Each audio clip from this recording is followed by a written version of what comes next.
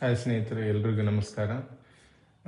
So ಈ ಸಲ K A ಅವರು ವಿ ಎ ಪೊಸಿಷನ್ ಕರೆದಿದ್ದಾರೆ. ಟೋಟಲ್ 672 ಹುದ್ದೆಗಳನ್ನು. ಸೊ ಕಳೆದ ಬಾರಿ 2024ರಲ್ಲಿ ಕರೆದಿದ್ರು. ಅದು ಯಾವ ಥರ ಕ್ವಶನ್ಸ್ ಇದ್ವು, ಯಾವ ಥರ ಮೆಂಟಲ್ ಎಬಿಲಿಟಿ ಮೇಲೆ ಎಷ್ಟು ಕ್ವಶನ್ ಕೇಳಿದ್ರು, ಯಾವ ಥರ ಕ್ವಶನ್ ಕೇಳಿದ್ರು ಅಂತೇಳಿ ನಾನು ಸರಳ ವಿಧಾನದಲ್ಲಿ ಯಾವ ಥರ ಬಿಡಿಸ್ಬೇಕು, ಆ ಥರ ಕ್ವಶನ್ಸನ್ನು, ಸಮಯವನ್ನು ಹೇಗೆ ಕಡಿಮೆ ಮಾಡಬೇಕು, ಬೇರೆ ಕ್ವಶನ್ಸ್ ಮೇಲೆ ಹೇಗೆ ಆ ಕ್ವಶನ್ ಮೀನ್ಸ್ ನಾವು ಆ ಸಮಯವನ್ನು ಹೇಗೆ ಬೇರೆ ಕ್ವಶನ್ ಮೇಲೆ ಇನ್ವೆಸ್ಟ್ ಮಾಡಬೇಕು, ಅತಿ ಸರಳ ವಿಧಾನದಲ್ಲಿ ನಾನು ಹೇಗೆ ಬಿಡಿಸ್ಬೇಕಂತಾನೆ ಹೇಳ್ಕೊಡ್ತೀನಿ. ಓಕೆ,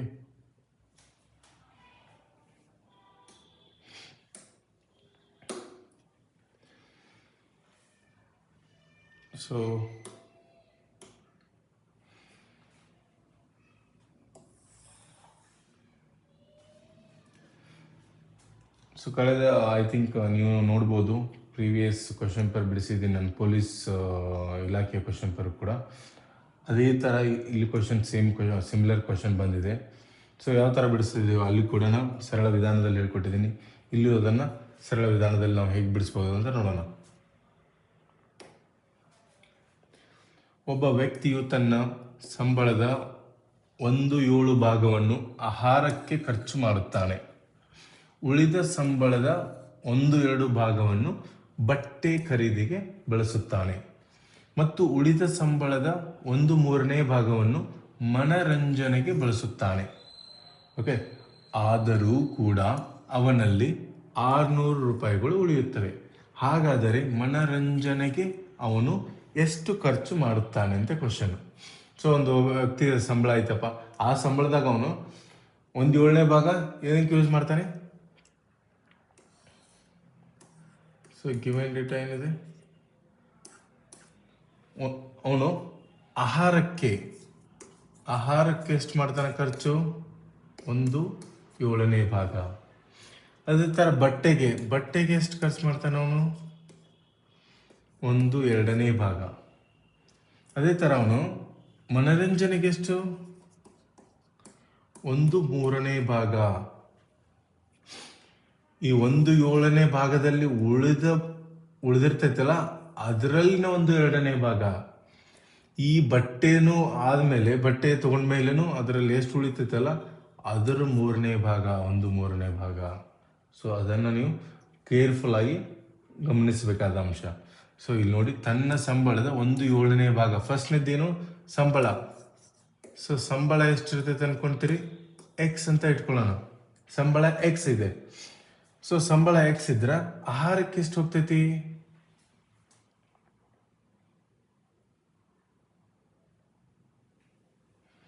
ಸೊ ಇದನ್ನ ಬಿಟ್ಟು ನೀಟಾಗಿ ಬರ್ತಂತೆ ನೋಡಿ.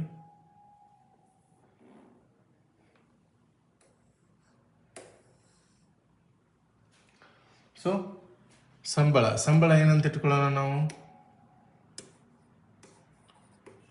ಸಂಬಳವನ್ನ ಎಕ್ಸ್ ಅಂತ ಇಟ್ಕೊಂಡ್ರೆ 1/7 ಭಾಗವನ್ನು ಏನಕ್ಕೆ ಮಾಡ್ತಾನೆ ಅವನು? ಆಹಾರ. ಸೊ ಆಹಾರ ಏನದು? 1/7 ಭಾಗ. ಸೊ 1/7 ಭಾಗ ಯಾವ್ದ್ರದ್ದು? ಸಂಬಳದ 1/7 ಭಾಗ ಅಂದ್ರೆ ಎಕ್ಸ್. ಎಷ್ಟಾಗ್ತೈತಿ ಇದು? x/7 ಆಹಾರಕ್ಕೆ ಖರ್ಚು ಮಾಡ್ತಾನ. ಸೊ ಉಳಿತೆಷ್ಟು? ರಿಮೇನಿಂಗ್. ಸೊ ಉಳಿದಿದ್ದೆಷ್ಟು ಅಂತ ಹೆಂಗೆ ಕಂಡುಹಿಡಿಬೇಕು ನಾವು? ಟೋಟಲ್ ಎಕ್ಸ್ ಐತಿ ಸಂಬಳ, ಅದ್ರೊಳಗ ಆಹಾರಕ್ಕೆ ಎಷ್ಟು? x/7 ಐತಿ. x/7 ಐತಿ. ಇದು ಉಳಿದದ್ದು ಎಷ್ಟಪ್ಪ ಆಗತ್ತಂದ ನಾವು ಕ್ಯಾಲ್ಕುಲೇಟ್ ಮಾಡಿದ್ರೆ ಎಷ್ಟಾಗತ್ತ? ಸೊ ಇಲ್ಲಿ ಯಾವಾಗಲೂ 1 ಇರ್ತೈತಿ. ಸೊ 1 × 7. ಸೊ ನಾವು 7 ಇದನ್ನ ತಗೊಂಡ್ರ, ಸಾಮಾನ್ಯವಾಗಿ ಇದನ್ನ ತಗೊಂಡ್ರ, ಸೊ 1/7 7, 7 1 7 ಮೈನಸ್ 1 ಎಷ್ಟಾಗತ್ತೆ? 6x. ಇದು ಉಳಿತೈತಿ. ಆಹಾರಕ್ಕೆ ಖರ್ಚು ಮಾಡಿದ ಮೇಲೆ ಎಷ್ಟು ಉಳಿತೈತಿ ಅಂದ್ರೆ 6x/7 ಉಳಿತೈತಿ. ಮತ್ತು ಆಮೇಲೆ ಏನಕ್ಕೆ ತಗೊಂತಾನಪ್ಪ? ಬಟ್ಟೆ ಖರೀದಿಗೆ. ಸೊ ಬಟ್ಟೆ ಖರೀದಿಗೆ ಏನ್ ಮಾಡ್ತಾನ? ಎಷ್ಟು ಖರ್ಚು ಮಾಡ್ತಾನ? 1/2 ಭಾಗ. 1/2 ಭಾಗ ಉಳಿದ ಸಂಬಳದಲ್ಲಿ. ಉಳಿದದ್ದೆಷ್ಟು? 6x/7. ಇದು ಬಟ್ಟೆ ಖರ್ಚು ಮಾಡ್ತಾನೆ. ಬಟ್ಟೆಗೆ ಎಷ್ಟು ಖರ್ಚು ಮಾಡ್ತಾನಪ್ಪ ಅಂದ್ರೆ 2 1 2 3 3x ಡಿವೈಡೆಡ್ ಬೈ 7. ಇದು ಬಟ್ಟೆಗೆ ಖರ್ಚು ಮಾಡಿದ್ದು. ಹಾಗಾದ್ರೆ ಉಳಿತೆಷ್ಟಪ್ಪ? ಉಳಿತೆಷ್ಟು? ರಿಮೈನಿಂಗ್. ಸೊ ರಿಮೈನಿಂಗ್ ಎಷ್ಟು? ಇದು ಮುಂಚೆದು ಎಷ್ಟಿತ್ತು? 6x divided by 7. ಬಟ್ಟೆಗೆ ಖರ್ಚು ಮಾಡಿದ್ದೆಷ್ಟು? 3x divided by 7. ಸೊ ಉಳಿತೆಷ್ಟು? ಸೊ 7 ಕೆಳಗಡೆ ಕಾಮನ್ ಇರ್ತೈತಿ. 6 3 ತೆಗೆದ್ರೆ 3x. ಎರಡಕ್ಕೂ ಸೇಮ್ 7 ಇದ್ದದಕ್ಕೆ ಡೈರೆಕ್ಟಾಗಿ ಮೈನಸ್ ಮಾಡ್ತೀನಿ. ಇಲ್ಲ ಅಂದರೆ ಇಲ್ಲಿ ಕೆಳಗಡೆ ಏನೂ ಇಲ್ಲ ಅಂದ್ರೆ 1 ಇರ್ತೈತಿ. ನಮ್ದು ಲಸ 7 ಆಗ್ತೈತಿ. 1 7 7 ಅಂತ ಹೇಳಿ 7 1 ಕಳೆದ್ರೆ 6 ಇಲ್ಲಿ ಹೆಂಗೆ ಬರ್ತೈತಿ. ಬಟ್ ಇಲ್ಲಿ 7 ಐತೆ ಆಲ್ರೆಡಿ. ಎರಡಕ್ಕೂ 7 ಇದ್ದರಿಂದ ಡೈರೆಕ್ಟಾಗಿ ನೀವು ಮೈನಸ್ ಮಾಡ್ಬೋದು. ಓಕೆ, ಸೊ ಇದು ಉಳಿತಪ್ಪ ಅವನಿಗೆ ಲಾಸ್ಟ್. ಮತ್ತೆ ನೆಕ್ಸ್ಟ್ ಏನು? ಇಷ್ಟು ಉಳಿತು. ನೆಕ್ಸ್ಟ್ ಎದಕ್ಕೆ ಖರ್ಚು ಮಾಡ್ತಾನೆ ಅವನು? ಮನರಂಜನೆಗೆ, ಎಂಟರ್ಟೈನ್ಮೆಂಟಿಗೆ. ಮನರಂಜನೆಗೆ ಏನು ಮಾಡ್ತಾನ? ಎಷ್ಟು? 1/3 ಭಾಗ. 1/3 ಭಾಗ ಸಂಬಳದಲ್ಲ, ಎಷ್ಟು ಉಳಿದಿರ್ತೈತಿಲ್ಲ ಬಟ್ಟೆ ಖರೀದಿ ಮಾಡಿದ ಮೇಲೆ ಉಳಿದದ್ದು, ಅದಕ್ಕೆ ಮಾಡ್ಬೇಕು ನಾವು 3x ಡಿವೈಡೆಡ್ ಬೈ 7. ಸೊ ಇವಾಗ ಮನರಂಜನೆಗೆ ಎಷ್ಟು ಖರ್ಚು ಮಾಡ್ತಾನಪ್ಪ ಅವನು? 3 1 3 3 x/7.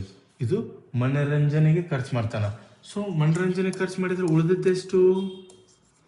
ಸೊ ಉಳಿದದ್ದೆಷ್ಟು ಹೆಂಗಂದ್ರೆ ಇದು ಬಟ್ಟೆ ಖರೀದಿ ಮಾಡಿದ ಮೇಲೆ ಉಳಿದದ್ದು 3x ಡಿವೈಡೆಡ್ ಬೈ 7 ಮೈನಸ್ ಮನರಂಜನೆಗೆ ಎಷ್ಟು ಖರ್ಚು ಮಾಡ್ಯಾನ? x divided by 7 equals to ಎಷ್ಟಾಗತ್ತಾ? ಎರಡು ಕಡೆ 7 ಇರೋದ್ರಿಂದ ಇಲ್ಲಿ ಡೈರೆಕ್ಟಾಗಿ 7 ಬರುತ್ತೆ. 3 1 ತೆಗೆದ್ರೆ 2x. ಸೊ ಇದು ಮನರಂಜನೆ ಆದ ಮೇಲೆ ಉಳಿತೈತಿ. ಮನರಂಜನೆ ಆದ್ಮೇಲೆ ಎಷ್ಟು ಉಳಿತೈತಲ್ಲ ಅದು ಇದು. ಸೊ ಮನರಂಜನೆ ಆದ್ಮೇಲೆ ಉಳಿದದ್ದು ಅಮೌಂಟ್ ಎಷ್ಟು ಅಂತ ಕೊಟ್ಟಿದ್ದಾರೆ ಡೈರೆಕ್ಟಾಗಿ. ಸೊ ಅದು ಕೊಟ್ಟಿದಾಗ ನಾವು ಇದು ಮನರಂಜನೆ ಆದ್ಮೇಲೆ ಉಳಿದದ್ದು 2x ಡಿವೈಡೆಡ್ ಬೈ 7 ಇದೇನಾಗತ್ತ? Equals to 600. ಯಾಕಂದ್ರೆ 600 ಉಳಿದ, ಇದು ಉಳಿದ ಭಾಗನೇ. ಇದು ಉಳಿದದ್ದೆಷ್ಟು? 600 ಉಳಿತೈತಿ. ಸೊ 600 ನಾವು ಅದನ್ನ ಹೆಂಗೆ ಮಾಡ್ಕೋಬಹುದು? 2 1 2 3 300 ಇಲ್ಲಿ ಬರ್ತೈತಿ. 7 ಆ ಕಡೆ ಹೋದ್ರೆ ಇಂಟು ಆಗ್ತೈತಿ. 7 3 21. So x equals to 2100. X ಅಂದ್ರೆ ಏನ್ ಇಟ್ಕೊಂಡಿದ್ವಿ ನಾವು? ಸಂಬಳ ಅಂತ ಇಟ್ಕೊಂಡಿದ್ವಿ. ಸೊ ಸಂಬಳ ಅಂದ್ರೆ ಏನು? ಎಕ್ಸ್ ಅಂತ ಇಟ್ಕೊಂಡಿದ್ವಿ. ಎಕ್ಸ್ ವ್ಯಾಲ್ಯೂ ಏನ್ ಬಂತ ನಮ್ಗೆ? 2100 ರೂಪಾಯಿಗಳು. ಸೊ 2100 ರೂಪಾಯಿಗಳು ಒಂದು ಸಂಬಳ. ಇಲ್ಲಿ 2100 ರೂಪಾಯಿ ಐತೆ ಅಂತ ಹೇಳಿ ಆಪ್ಷನ್ ಹಾಕ್ಬಿಡ್ಬೇಡ್ರಿ ಅಕಸ್ಮಾತ್ ಇದ್ರೆ. ಅವನು ಕೇಳಿರೋದು ಮನರಂಜನೆಗೆ. ಮನರಂಜನೆಗೆ ಎಷ್ಟು ಖರ್ಚು ಮಾಡಿದಾನ ಅಂತೇಳಿ.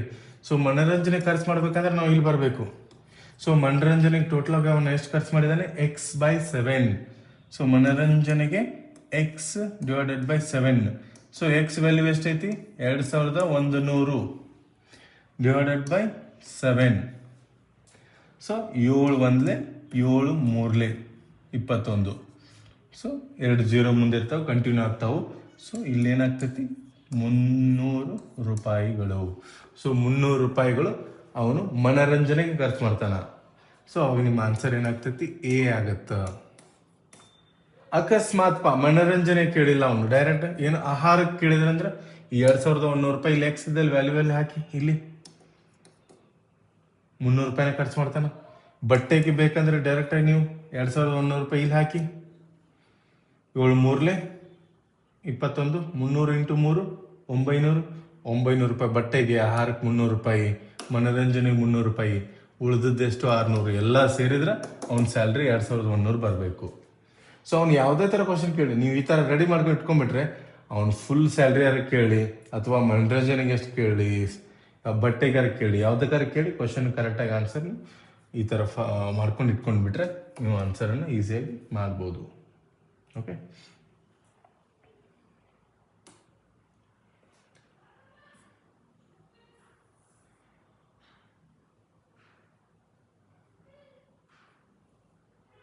ಓಕೆ.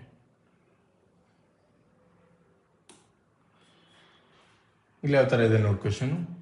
ರವಿಯು ಶ್ಯಾಮನಿಗಿಂತ ಉದ್ದ ಆದರೆ ಮೋಹನ್ಗಿಂತ ಗಿಡ್ಡವಾಗಿದ್ದಾನೆ. ಶ್ಯಾಮನು ಶಿಲ್ಪಾಳಿಗಿಂತ ಗಿಡ್ಡ ಆದರೆ ಸವಿತಾಗಿಂತ ಉದ್ದವಾಗಿದ್ದಾನೆ. ರವಿಯು ಸವಿತಾಳಿಗಿಂತ ಉದ್ದವಾಗಿದ್ದಾನೆ, ಹಾಗಾದರೆ ಉದ್ದ ವ್ಯಕ್ತಿಗಳಲ್ಲಿ 2 ಮತ್ತು 3ನೇ ಸ್ಥಾನ. ಸೊ ಪೂರ್ತಿ ಯಾರು ಉದ್ದವಾಗಿದ್ದಾರೆ ಅಂತ ಕೇಳಿಲ್ಲ, ಅವ್ರು 2ನೇ ಮತ್ತು 3ನೇ ಅಂತ ಕೇಳ್ಯಾರ. ಸೊ ಇದನ್ನ ಯಾವ ಥರ ಮಾಡ್ಕೋಬೋದು ನಾವು? ಸೊ ಗಿವೆನ್ ಡೇಟಾ ಯಾವಾಗಲೂ ಕರೆಕ್ಟಾಗಿ ನೀವು ನೀಟಾಗಿ ಬರ್ಕೊಂಡ್ಬಿಟ್ರೆ ನೀವು ಆನ್ಸರನ್ನು ಫೈಂಡ್ ಮಾಡೋದು ಭಾಳ ತಗಂಗಿಲ್ಲ. ಸೊ ರವಿ ಏನಾಗ್ತಾನ? ರವಿ ಅಂತ ಬರ್ಕೊಳ್ಳೋಣ. ಓಕೆ, ಸೊ ರವಿ ಶ್ಯಾಮನಿಗಿಂತ ಉದ್ದ, ಶ್ಯಾಮ ಇಲ್ಲಿ ಬರ್ತಾನ ಅವಾಗ. ಓಕೆ, ಈ ಥರ ಬರ್ಕೋಬೋದು ನೀವು. ಸೊ ಯಾವುದು ಮುಖ ಜಾಸ್ತಿ ಇದಾಗಿರುತ್ತಲ್ಲ ಅದು ದೊಡ್ಡದಂತ ತಿಳ್ಕೊರಿ. ಓಕೆ, ರವಿ ಶ್ಯಾಮನಿಗಿಂತ ಉದ್ದ, ಆದರೆ ಮೋಹನನಿಗಿಂತ ಗಿಡ್ಡವಾಗಿದ್ದಾನೆ. ಆದರೆ ರವಿಯು ಶ್ಯಾಮನಿಗಿಂತ ಉದ್ದ, ಮೋಹನನಿಗಿಂತ ಗಿಡ್ಡವಾಗಿದ್ದಾನೆ. ಅಂದ್ರೆ ಇಲ್ಲಿ ಮೋಹನ ಬರ್ತಾನ, ರವಿ ನಡಕಾಗ್ತಾನೆ, ಶ್ಯಾಮ ಗಿಡ್ಡದಾನ, ಮೋಹನ ಅವನಿಗಿಂತ ಉದ್ದದಾನ, ಅದರ ಅರ್ಥ. ಓಕೆ, ನೆಕ್ಸ್ಟ್ 2ನೇ ಇದರಲ್ಲಿ ಏನಿದೆ ಸೆಂಟೆನ್ಸ್ ಅಲ್ಲಿ? ಶ್ಯಾಮನು ಶಿಲ್ಪಾಳಿಗಿಂತ ಗಿಡ್ಡ. ಶ್ಯಾಮ ಬರ್ತಾನ, ಶ್ಯಾಮ ಏನಾಗ್ತಾನೆ ಇಲ್ಲಿ? ಶಿಲ್ಪಾಳಿಗಿಂತ ಗಿಡ್ಡ. ಅಂದ್ರೆ ಶ್ಯಾಮ ಶಿಲ್ಪಾಳಿಗಿಂತ ಗಿಡ್ಡ ಅಂದ್ರೆ ಇಲ್ಲಿ ಬರ್ತೈತಿ. ಆದರೆ ಸವಿತಾಗಿಂತ ಉದ್ದವಾಗಿದ್ದಾನೆ, ಸವಿತಾಗಿಂತ ಉದ್ದದ ಅವನು. ಸೊ ಸವಿತಾ ಇಲ್ಲಿ ಬರ್ತಾಳ. ನೆಕ್ಸ್ಟ್ ಏನೈತಿ ನೋಡ್ರಿ, ರವಿಯು ಸವಿತಾಳಿಗಿಂತ ಉದ್ದವಾಗಿದ್ದಾನ. ನೆಕ್ಸ್ಟ್ ರವಿ ಒಂದು ಬರುತ್ತೆ. ರವಿ ಏನದಾನ? ಸವಿತಾಗಿಂತ ಉದ್ದವಾಗಿದ್ದಾನ.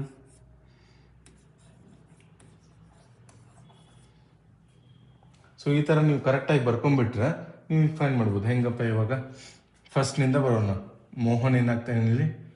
ಮೋಹನ ಫಸ್ಟ್ ಒಳಗೆ ಬರ್ತಾನ. ಯಾಕಂದ್ರ ಮೋಹನ್ ಎಲ್ಲಿಯೂ ಇಲ್ಲ, ಬೇರೆ ಕಡೆ.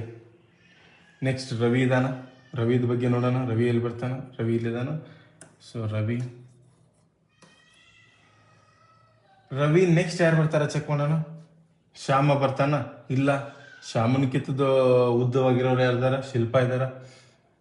ಮತ್ತೆ ನೋಡೋಣ, ಶ್ಯಾಮ ಎಲ್ಲಾದ್ರೂ ಬರ್ತಾನ ಅಂತೇಳಿ? ಇಲ್ಲ. ರವಿ ಇದಾನೆ ಇಲ್ಲಿ, ಆದ್ರೆ ರವಿದ ಆಲ್ರೆಡಿ ಬರ್ಕೊಂಡಿವಿ ನಾವು. 2ನೇ ಸ್ಥಾನ ಒಳಗೆ ಬರ್ತಾನ ರವಿ. ಸೊ ಇಲ್ಲಿ ಶ್ಯಾಮ ಐತಿ, ಶ್ಯಾಮ ಬರ್ಬೋದಾಗಿತ್ತು 3rd ಪ್ಲೇಸಿಗೆ. ಇಲ್ಲ, ಯಾಕಂದ್ರೆ ಶ್ಯಾಮನಿಗಿಂತ ಉದ್ದ ಯಾರ್ದಾರ? ಶಿಲ್ಪ ಅದಾರ. ಸೊ ಅದಕ್ಕೆ ಶಿಲ್ಪ ಅಂತ ಬರ್ತೈತಿ. ಆಮೇಲೆ ಬರ್ತಾರ? ಶ್ಯಾಮ ಬರ್ತಾನ. ಆಮೇಲೆ ಶ್ಯಾಮ. ಸೊ ಶ್ಯಾಮ ಇಲ್ಲಿ ಬಂದ. ಶ್ಯಾಮನ್ಕಿಂತ ಗಿಡ್ಡ ಯಾರ್ದಾರ? ಸವಿತಾ ಅದಾಳ. ಸೊ ಸವಿತಾ ಬರ್ತೈತಿ. ಸೊ ಇದು 1ನೇ ಪ್ಲೇಸು, ಇದು 2ನೇ ಪ್ಲೇಸು, 3ನೇ ಪ್ಲೇಸು, 4ನೇ ಪ್ಲೇಸು, 5ನೇ ಪ್ಲೇಸು. ಸೊ ಎಲ್ಲರಿಗಿಂತ ಉದ್ದ ಅಂತ ಯಾರ ಕೇಳಿದ್ರೆ ಮೋಹನ್ ಅಂತ ಹಾಕ್ಬೋದಾಗಿತ್ತು ನೀವು. ಇಲ್ಲಿ ಏನ್ ಕೇಳಿದಾರೆ ಅವರು? 2 ಮತ್ತು 3ನೇ ಸ್ಥಾನದಲ್ಲಿರೋರು. 2 ಮತ್ತು 3ನೇ ಸ್ಥಾನದಲ್ಲಿ ಯಾರಿದ್ದಾರೆ? ರವಿ ಮತ್ತು ಶಿಲ್ಪ. ಸೊ ರವಿ ಮತ್ತು ಶಿಲ್ಪ ಎಲ್ಲೈತಿ? ಎ ಆನ್ಸರ್ ಒಳಗೈತಿ. ಸೊ ನೀವು ಹಿಂಗೂ ಮಾಡ್ಕೋಬೋದು, ಇಲ್ಲಾಂದ್ರೆ ನೀವು ಈ ಥರ ಗ್ರಾಫ್ ಹಾಕೊಂಡು ಅದನ್ನು ಚೆಕ್ ಮಾಡ್ಬೋದು. ಸೊ ರವಿ ಶ್ಯಾಮನಿಗಿಂತ ಉದ್ದವಾಗಿದ್ದಾನೆ ಅಂದರೆ ಶ್ಯಾಮ ಗಿಡ್ಡ ಆಗ್ತಾನ. ಆದರೆ ಶ್ಯಾಮನಿಗಿಂತ ಉದ್ದವಾಗಿದ್ದಾನೆ ಅಂದ್ರೆ ಹಿಂಗೆ ಬರ್ತೈತಿ. ಸೊ ಇದನ್ನು ನೀವು ರವಿ ಅಂತ ಕನ್ಸಿಡರ್ ಮಾಡಬೇಕು, ಇದು ಶ್ಯಾಮ ಅಂತ ಕನ್ಸಿಡರ್ ಮಾಡಬೇಕು. ಮೋಹನ್ ಅವನಿಗಿಂತ ಉದ್ದದಾನಂದ್ರೆ ಮೋಹನ್ ಇಲ್ಲಿ ಬರ್ತೈತಿ, ಇದು ಮೋಹನ್ ಆಗ್ತಾನ. ಮತ್ತೇನಾಗ್ತೈತಿ? ಶ್ಯಾಮನು ಶಿಲ್ಪಾಳಿಗಿಂತ ಗಿಡ್ಡ. ಶ್ಯಾಮನು ಶಿಲ್ಪಾಳಿಗಿಂತ ಗಿಡ್ಡ ಅಂದ್ರೆ ಶಿಲ್ಪ ಸ್ವಲ್ಪ ಹೈಟ್ ಆಗ್ತಾಳ. ಎಷ್ಟು ಹೈಟ್ ಅಂತ ಗೊತ್ತಿಲ್ಲ ನಮಗ. ಆದರೆ ಸವಿತಾಳಿಗಿಂತ ಉದ್ದವಾಗಿದ್ದಾನೆ. ಸವಿತಾ, ಇದು ಶ್ಯಾಮ, ಇದು ಸವಿತಾ. ಸೊ ಸವಿತಾದ ಹಾಕೋಬಹುದು ನೀವು ಇಲ್ಲಿ. ನೆಕ್ಸ್ಟ್ ಮುಂದರಲ್ಲಿ ಏನೈತಿ?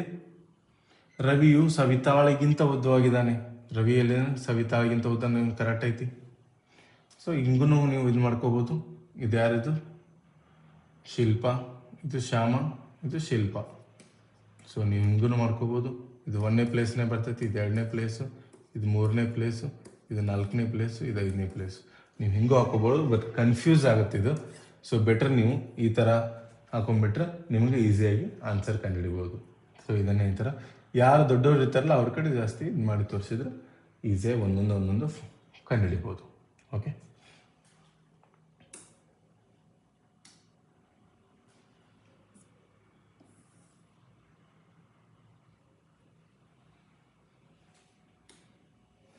ಓಕೆ ಮುಂದಿನ ಕ್ವಶನ್ ಹೋಗೋಣ. ಒಂದು ಟ್ಯಾಂಕ್ಗೆ ABC ಎಂಬ 3 ಕೊಳಗಳನ್ನು ಅಳವಡಿಸಲಾಗಿದೆ. A ಮತ್ತು B ಕೊಳವೆಗಳು ಒಟ್ಟಾಗಿ 6 ಗಂಟೆಯಲ್ಲಿ, B ಮತ್ತು C ಕೊಳವೆಗಳು 10 ಗಂಟೆಯಲ್ಲಿ, C ಮತ್ತು A ಕೊಳವೆಗಳು 7.5 ಗಂಟೆಯಲ್ಲಿ ಟ್ಯಾಂಕ್ ಅನ್ನು ತುಂಬಿಸುತ್ತವೆ.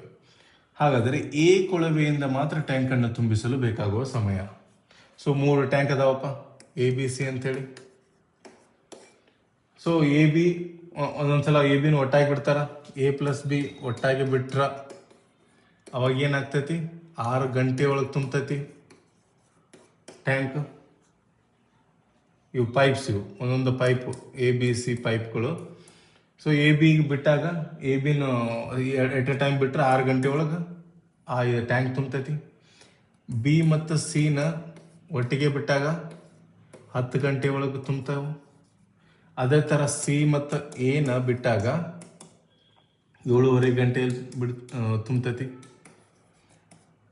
ಅಕಸ್ಮಾತ್ಪ ಎರಡು ಬಂದು ವರ್ಕ್ ಆಗತ್ತಿಲ್ಲ, B ಮತ್ತು C ಒಳಗೆ ವರ್ಕ್ ಆಗತ್ತಿಲ್ಲ, A ಒಂದ ಬಿಟ್ರ ಎಷ್ಟು ಟೈಮ್ ಒಳಗೆ ತುಂಬತೈತಿ ಅಂತ ಕೇಳೋಣ ಕ್ವಶನ್. ಸೊ ಅವೆಲ್ಲ ಮಾಡ್ಬೇಕಂದ್ರೆ ನಾವು ಫಸ್ಟು ಎಲ್ಲಾನು ಬಿಟ್ಟಾಗ ಎಷ್ಟು ಟೈಮ್ ಒಳಗೆ ತುಂಬತೈತಿ ಅಂತೇಳಿ ಫೈಂಡ್ ಮಾಡಿದ್ರೆ ನಮ್ಗೆ ಈಸಿಯಾಗಿ ಸಿಗ್ತೈತಿ. ಫಸ್ಟ್ ಏನು ಮಾಡೋಣ, ನಾವು ಒಂದು ಗಂಟೆ ಸಮಯದಲ್ಲಿ ಎಷ್ಟು ಫಿಲ್ ಮಾಡ್ತೈತೆ ಅಂತ ಚೆಕ್ ಮಾಡೋಣ. A ಪ್ಲಸ್ B 1 ಗಂಟೆ ಒಳಗಂದ್ರೆ 1/6 ಪ್ರತಿ ಗಂಟೆಗೆ. ಅದೇ ಥರ B ಪ್ಲಸ್ C ಪ್ರತಿ ಗಂಟೆಗೆ ಎಷ್ಟಾಗ್ತೈತಿ, 1/10 ಪ್ರತಿ ಗಂಟೆಗೆ.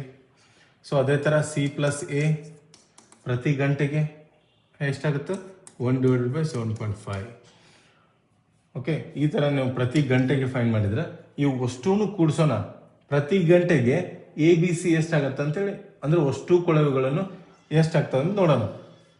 3 ಕೂಡಿಸೋಣ, A plus B plus C. So ಏನು 2 ಸಲ ಐತಿ, ಬಿನು 2 ಸಲ ಐತಿ, ಸಿನು 2 ಸಲ ಐತಿ. ಸೊ ಅದಕ್ಕೆ 2 ಕಾಮನ್ ಆಕತೈತಿ ಇದ್ರೊಳಗೆ. ಸೊ ಎಲ್ಲನ್ನೂ ಕೂಡಿಸೋದಂದ್ರೆ 1/6 ಅದನ್ನು ಕೂಡಿಸಲೇಬೇಕಲ್ವಾ.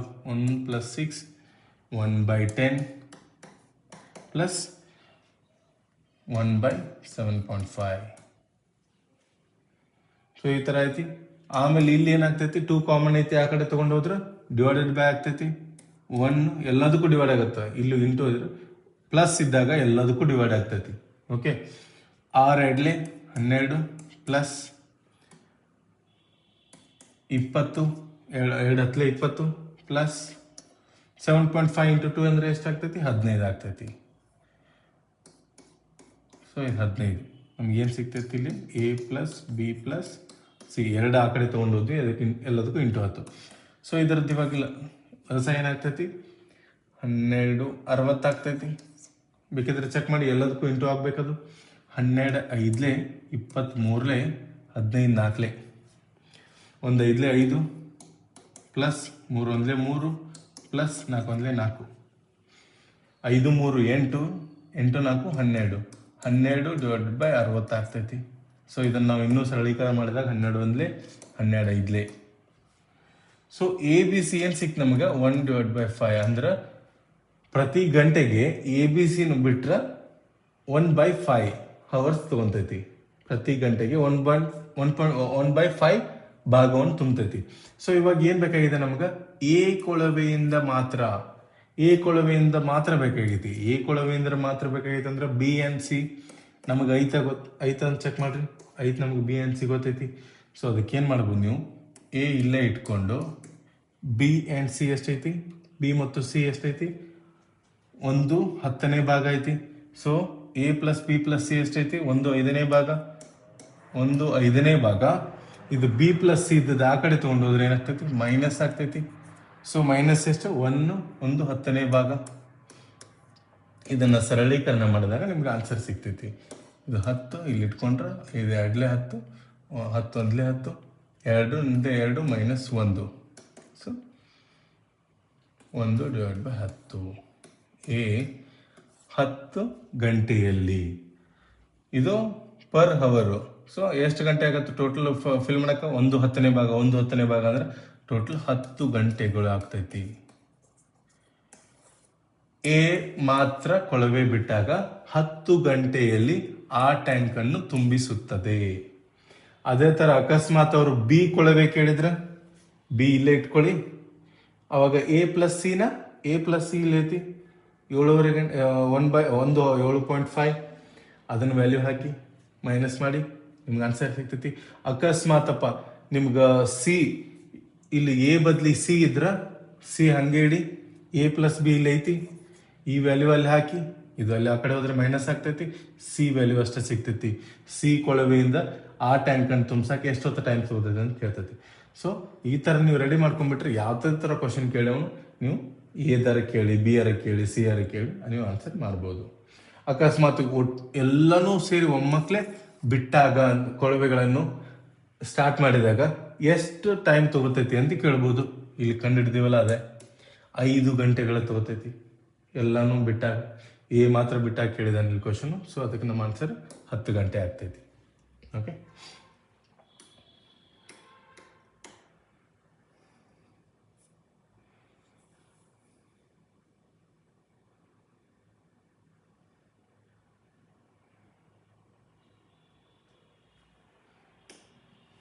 ಓಕೆ. ಈ ಕೆಳಕಂಡ ಸರಣಿಯಲ್ಲಿ ಪ್ರಶ್ನಾರ್ಥಕ ಚಿಹ್ನೆ ಇರುವ ಸಂಖ್ಯೆ ಯಾವ ಇಂಗ್ಲಿಷ್ ವರ್ಣಮಾಲೆಯ ಅಕ್ಷರ ಬರುತ್ತದೆ ಅಂತ ಕೇಳೋಣ. ಫಸ್ಟ್ ಏನೈತಪ್ಪ, ಎ ಐತಿ, ಆಮೇಲೆ ಏನೈತಪ್ಪ ಇ ಐತಿ, ಆಮೇಲೆ ಏನಿದೆ ಸಿ ಐತಿ, ಆಮೇಲೆ ಏನಿದೆ ಜಿ ಐತಿ, ಆಮೇಲೆ ಏನೈತಿ ಇ ಇದೆ, ಆಮೇಲೆ ಏನೈತಿ ಐ ಐತಿ. ಸೊ ಆಮೇಲೆ ಏನು ಬರುತ್ತೆ ಅಂತ ಕೇಳಿದ ನಾನು. ಸೊ ಈ ಥರ ನಿಮ್ಗೆ ಮುಂಚೆನೇ ಹೇಳಿದ್ದೀನಿ, ಎ ಬಿ ಸಿ ಡಿ ಯಾವ ಇದ್ರೊಳಗೆ ಬರ್ತಾವ ಗೊತ್ತಿರಲಿ ನಿಮ್ಗೆ. ಎದು ಎಷ್ಟನೇ ನಂಬರ್ ಬರ್ತದೆ ಅಂತ ಗೊತ್ತಿರಲಿ, ಬಿ ಎಷ್ಟನೇ ನಂಬರ್ ಬರ್ತದೆ ಅಂತ ಗೊತ್ತಿರಲಿ. ಸೊ ಅದೇ ಥರ ಎಲ್ಲನೂ ಸಿ ಎಷ್ಟನೇ ನಂಬರು. ಸೊ ಇದು ನಿಮಗೆ ಯಾವಾಗಲೂ ಬರ್ಕೋರಿ, ಇಲ್ಲ ನೆನಪಿಟ್ಕೊಂಡ್ರು that is well and good. E ಎಷ್ಟನೇದು ಬರ್ತೈತಿ, F G H I. So ಈ ಥರ ಜೆ, ಸೊ ಕೆ ಕೇಳಿದ್ರು ಈ ಥರ ನೀವು ಒಂದಿಷ್ಟು ನಮ್ಗೆ ಎಷ್ಟು ಪೈ ಮಿನಿಮಮ್ ಇಷ್ಟು ಬೇಕಾಗಿವು. ಸೊ ಇಷ್ಟು ನೀವು ಅಟ್ಲೀಸ್ಟ್ ಒಂದು ಹಾಫ್ ಬರ್ಕೊಂಡ್ರೆ ನಡೀತೈತಿ. ಸೊ ಎ ಜಾಗದಾಗ ಎಷ್ಟೈತಿ, 1 ನಂಬರ್ ಐತಿ. ಈ ಜಾಗದಾಗ ಎಷ್ಟೈತಿ, 5. ಸೊ ಸಿ ಎಷ್ಟೈತಿ, 3. ಜಿ ಎಷ್ಟೈತಿ, 7. ಇ ಎಷ್ಟೈತಿ, ಅಥವಾ ಇಲ್ಲದ್ರ ನೋಡಿ 5. ಸೊ ಐ ಎಷ್ಟಿದೆ, 9. ಸೊ ಮುಂದಿನ ಯಾವ ನಂಬರ್ ಐತೆ ಅಂತ ಕೇಳೋಣ. ಯಾವ ಇಂಗ್ಲಿಷ್ ವರ್ಣಮಾಲೆ ಅಕ್ಷರ ಯಾವಾಗ ಬರ್ತದೆ ಅಂತ ಕೇಳೋಣ. ಸೊ ನಾವು ಗಮನಿಸ್ತಾ ಹೋಗ್ಬೇಕು ಎರಡಕ್ಕೂ ಏನಾದರೂ ಡಿಫ್ರೆನ್ಸ್ ಕಾಣಿಸ್ತೈತೆ ಅಂತೇಳಿ. ಇಲ್ಲಿಂತ ನೋಡ್ರಿ, ಇದು ಒಂದಿದ್ದದ್ದು ಒಮ್ಮಕ್ಲೆ 3 ಹೋಗೈತಿ. ಸೊ ಇಲ್ಲಿ 3 ಇದ್ದದ್ದು 5 ಆಗೈತಿ. ಸೊ ಇಲ್ಲಿ 5 ಇದ್ದದ್ದು ಏನು ಬರಬೇಕು, ಅಥವಾ ಇಲ್ಲಿಂತ ನೋಡ್ರಿ, ಇದು 5 ಇದ್ದದ್ದು 7 ಆಗೈತಿ, ಇದು 7 ಇದ್ದದ್ದು 9 ಆಗೈತಿ. ಸೊ ಇಲ್ಲಿ 5 ಇದ್ದದ್ದು ಇಲ್ಲಿ 7 ಆಗಬೇಕು. ಯಾಕಂದ್ರೆ ಬೆಸ ಸಂಖ್ಯೆ ಅದಾವ, 1 3 5 7 ಆ ಥರ 9 ಹಿಂಗೆ ಹೋಗ್ತೈತಿ. ಸೊ ಇಲ್ಲಿ 7 ಬರಬೇಕು. 7 ಅಂದರೆ ಯಾವ್ದು ನಿಮ್ದು ಆನ್ಸರ್, ಜಿ. ಸೊ ನಿಮ್ಮ ವರ್ಣಮಾಲೆ ನೆಕ್ಸ್ಟ್ ಮುಂದಿನ ಅಕ್ಷರ ಯಾವ್ದು ಬರ್ತೈತಪ್ಪ ಅಂದ್ರೆ ಜಿ. ಅಕಸ್ಮಾತ್ ಜೀನು ಕೊಟ್ಟಿದ್ದಪ್ಪ, ಇಲ್ಲಿ ಜೀನು ಕೊಟ್ಟಿದ್ದ. ಸೊ ಮುಂದೆ ಯಾವ್ದೈತೆ ಅಂತ ಕೇಳ್ಬೋದು. ಅವಾಗ ಏನು ಮಾಡ್ಬೇಕು ನೀವು, ಇದರಿಂದ ಹೋಗುತ್ತೆ ನೆಕ್ಸ್ಟ್ ಒಂದು ಪ್ಲೇಸ್ ಆಗ ಒಂದು ಡಿಸ್ಪ್ಲೇಸ್ ಆಗ್ತಿರ್ತಾವೆ. ಇಲ್ಲಿ ಆಯ್ ಆಗೋಣ, ನೆಕ್ಸ್ಟ್ 9 ಇದೆ, 9 ಆಗೋಣ 11 ಯಾವ ಅನ್ಸರ್ಪ ಕೆ ಬರ್ತೈತೆ ಆ ಥರ. ಓಕೆ, ಇವಾಗ ಕೇಳಿರೋದು ಈ ಪೊಸಿಷನ್ ಕೇಳೋಣ. ಈ ಪೊಸಿಷನ್ ಎಷ್ಟೈತಿ, ನೆಕ್ಸ್ಟ್ ಜಿ ಬರುತ್ತೆ. ಈ ಥರ ಮಾಡ್ಕೊಂಡು ಹೋಗ್ಬೋದು ನೀವು. ಓಕೆ, ಮುಂದಿನ ಕ್ವಶನ್.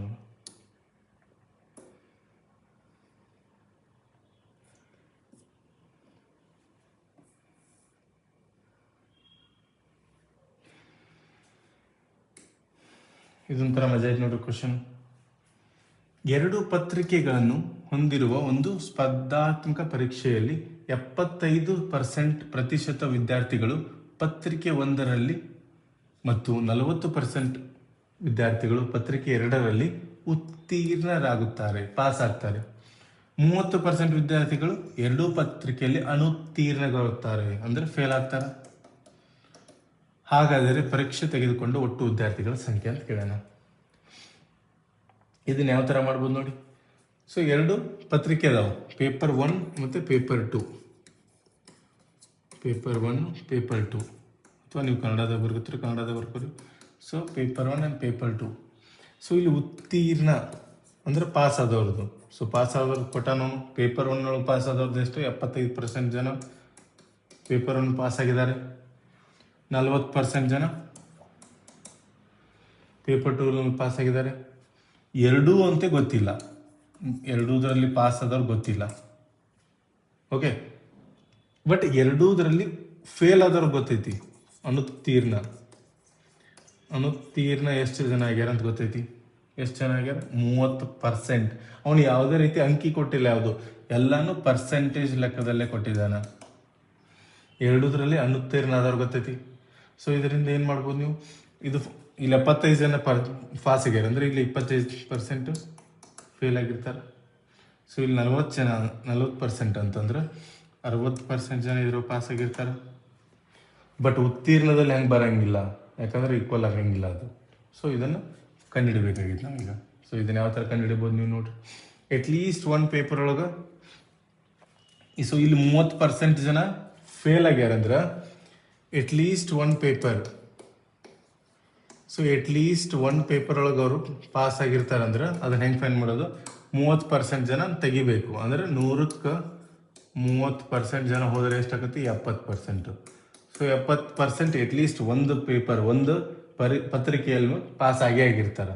ಸೊ ಅದೇ ಥರ ಇದು ಬೋತ್ ಹೆಂಗೆ ಕಂಡುಹಿಡಿಯೋದು ಹೇಳ್ಕೊಳ್ತೀನಿ ನೋಡಿ. ಅಟ್ಲೀಸ್ಟ್ ಒಂದು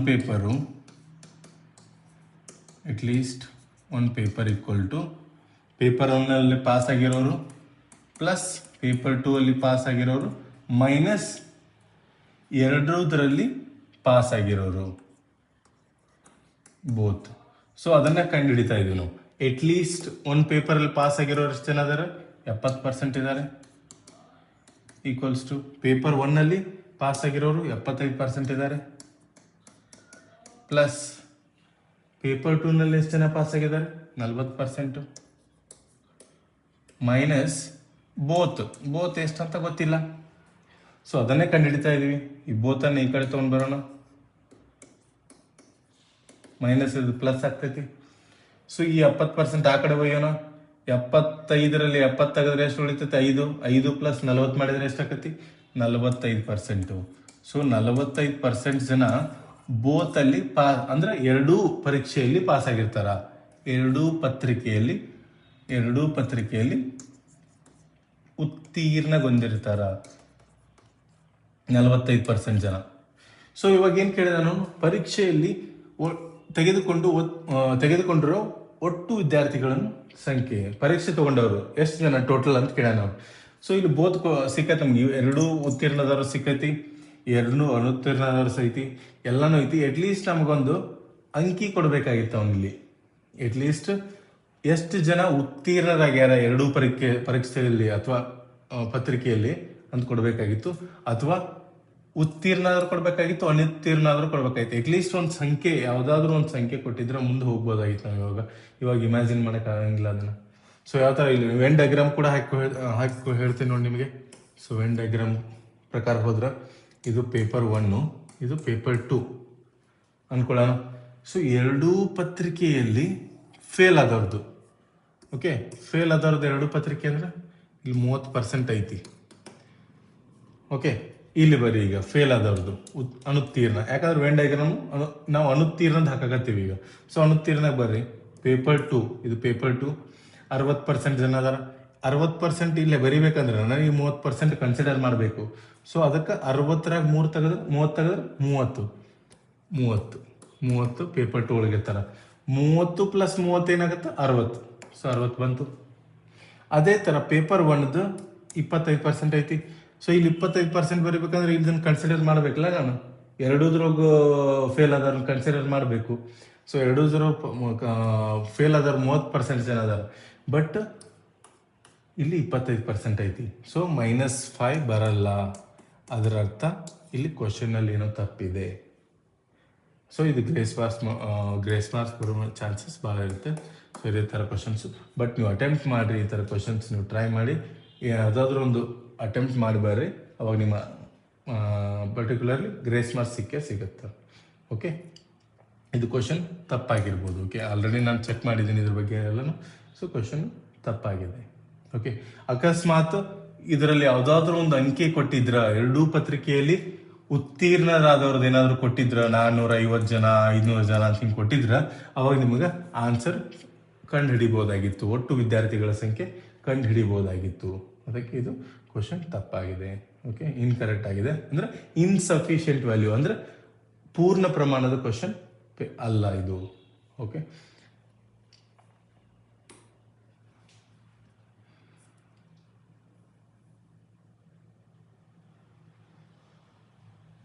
ಓಕೆ, ಮುಂದಿನ ಕ್ವಶನ್ ಹೋಗೋಣ.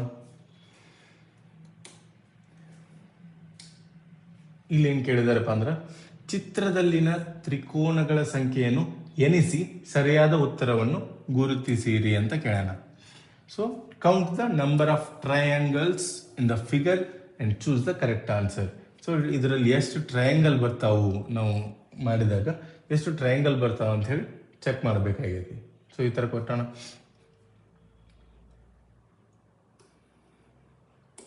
ಸೊ ಇದನ್ನ ಯಾವ ತರ ಬಿಡಿಸ್ಬೋದು ನೋಡಿ.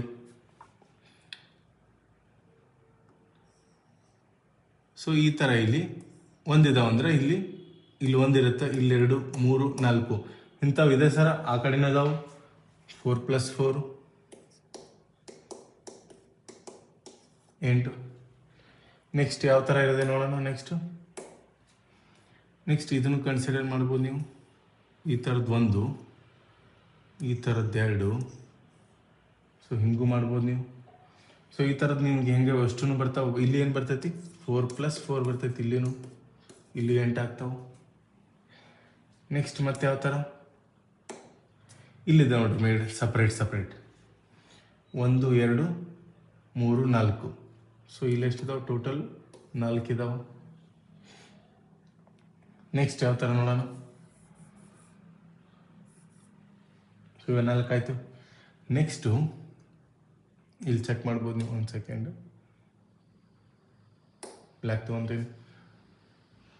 ಓಕೆ, ಇಲ್ಲಿ ಐತೆ ನೋಡ್ರಿ, ಇದು ಫುಲ್ ಆಗುತ್ತಾ, ಇದು 1.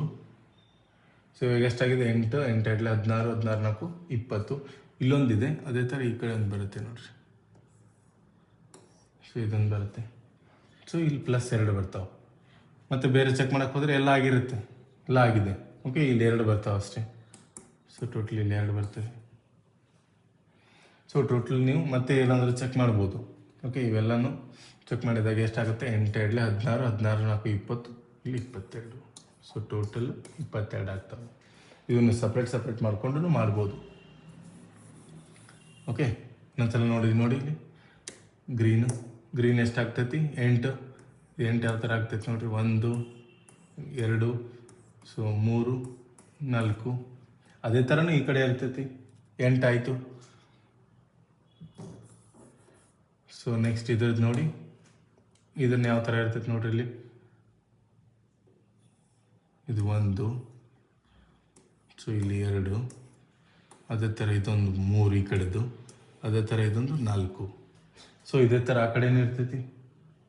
ಓಕೆ, ನೆಕ್ಸ್ಟು 4 ಯಾವುದು ಹೊರಗಡೆದು, 1 2 3 4. ಸೊ ಲಾಸ್ಟ್ನೇದು ನಿಮ್ಗೆ ಹೇಳ್ಕೊಟ್ಟೆ ಯಾವ ಥರ ಇದೆ ಅಂಥೇಳಿ. ಇದು ಫುಲ್ಲು, ಇಲ್ಲಿ ಐತೆ ನೋಡಿ ಫುಲ್ಲು, ಇದು 1. ಸೊ ಅದೇ ಥರ ಇಲ್ಲಿ ಇದು ಫುಲ್ ಬರ್ತೈತಿ. ಸೊ ಇದು ಟೋಟಲ್ ಎಷ್ಟಾಗ್ತೈತಿ, 22 ಆನ್ಸರ್ ಯಾವ್ದಿರುತ್ತೆ ಅದಕ್ಕೆ ನೀವು ಟಿಕ್ ಮಾಡಬೇಕು. ಸೊ ಈ ಥರ ಕಂಡುಹಿಡ್ಕೊಂಡು ಹೋಗ್ಬೋದು. ಓಕೆ, ಇನ್ನೂ ಕಾಂಪ್ಲಿಕೇಟೆಡ್ ಕೊಡ್ತಾನೆ, ಅದನ್ನು ಸರಳ ವಿಧಾನದಾಗ ಯಾವ ಥರ ಬಿಡಿಸೋದು ಅಂತೇಳಿ ನಾನು ಟಾಪಿಕ್ ವೈಸ್ ಕ್ವಶನಲ್ಲಿ ಬಿಡಿಸ್ತಾ ಇದ್ದೆ, ಅದನ್ನು ಇದು ಮಾಡ್ತಾ ಇದ್ದೀನಿ, ಅದರಲ್ಲಿ ನಾನು ಹೇಳ್ಕೊಡ್ತೀನಿ. ಓಕೆ,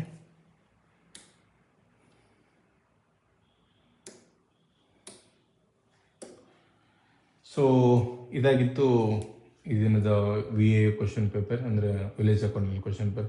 ಇದ್ರ ಮುಂದುವರೆದ ಭಾಗ ಇದ್ದಾವೆ. ಸೊ ಅದನ್ನು ಮುಂದಿನ ವಿಡಿಯೋದಲ್ಲಿ ನೋಡೋಣ. So I hope you are enjoying the session. So ಏನಾದರೂ ನಿಮ್ಮ ಕ್ವಶನ್ಸ್ಗಳಿದ್ದರೆ ಅದನ್ನು ನೀವು ನನ್ನ ಟೆಲಿಗ್ರಾಮ್ ಗ್ರೂಪ್ ಇದೆ, ಅದಕ್ಕೂ ಕೂಡ ಹಾಕ್ಬೋದು. ಓಕೆ, ಮುಂದಿನ ದಿನಗಳಲ್ಲಿ ಹೆಚ್ಚು ಕ್ವಶನ್ ಪೇಪರ್ ಬಿಡಿಸ್ತೀನಿ, ಅಥವಾ ಟಾಪಿಕ್ ವೈಸ್ ಕ್ವಶನ್ ಪೇಪರ್ ಬಿಡಿಸ್ತೀನಿ. ಮುಂದೆ ಮತ್ತೆ ಕರೆಂಟ್ ಅಫೇರ್ಸ್ನ ನೀವು ವಿಡಿಯೋ ಮಾಡ್ಬೇಕು ಅಂದ್ಕೊಂಡಿದ್ದೀನಿ. ಸೊ ಎಲ್ಲ ಥರದ ವಿಡಿಯೋಗಳು ಬರ್ತವೆ. Okay, thank you for watching.